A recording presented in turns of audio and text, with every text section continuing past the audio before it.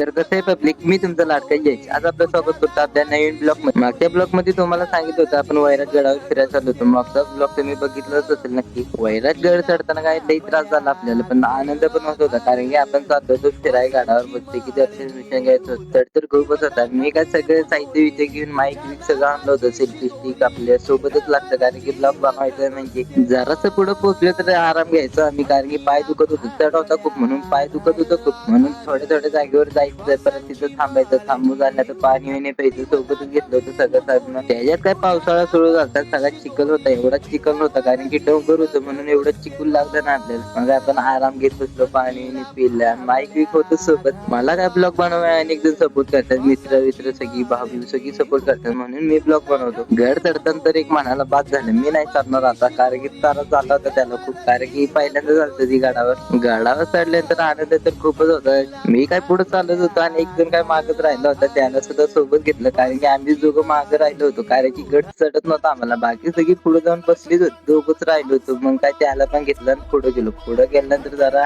चढ नव्हता, फक्त एकच चढ राहिला होता, तेवढंच चढायचं होतं. मस्त की डोंगरावर फोटो विटो काढला, फोटो विटो काढून झाल्यानंतर आनंद खूप होता आपल्याला, कारण की थोडंच अंतर राहिलं होतं गडावर जाण्यासाठी. मग काय गडावर चढायची सुरुवात केली. परत जरा जवळ आलो तर तिथं मांदाची पोळी दिसत होती, आणि काय मनात भीती लागली होती, कारण मन बिन उठले तर पाळायचं कुठं आपण, आणि काय पाळायचं जागा नव्हती, सगळं चढत होता. शेवटी काय आपण गडावर पोहोचलो होतो आणि पायऱ्या लागल्या होत्या. मग काय पायऱ्यात चढालो लगेच. पायऱ्यात चढून झाल्यानंतर मस्त की महादरवाजा, गड किल्ले, माझी पंढरी लिहिलंच होतं. वरती आल्यानंतर एवढा आनंद होत होता ना, काय सांगू तुम्हाला. आता पुढे आपण पाण्याचे तळे बघितले, फक्त पाण्याच्या तळ्यामध्ये सगळं पाणी आटलं होतं. कसं की तिथे एकच झाड होतं वडाचं. मग काय मंदिरात गेलो, मंदिरात दर्शन घेतलं. मंदिरामध्ये गेल्यानंतर आम्हाला काय आश्चर्य झालं, कारण की पायरी पैकी आहे ना, सोपान पायरी असं लिहिलं होतं, म्हणून आश्चर्य झालं होतं आम्हाला. मग काय मंदिरात जाऊन बसलो, मस्त की महादेवाचे दर्शन घेतले. दर्शन घेतल्यानंतर आराम केला मंदिरामध्ये. मस्त की सगळी बसली होती शांत, मस्त की आवाज घुमत होता मंदिरामध्ये. परत बाहेर आलो. बाहेर आल्यानंतर जरा चांगलं वाटलं, कारण की आराम घेतला होता आम्ही. आराम घेतल्यानंतर मस्त की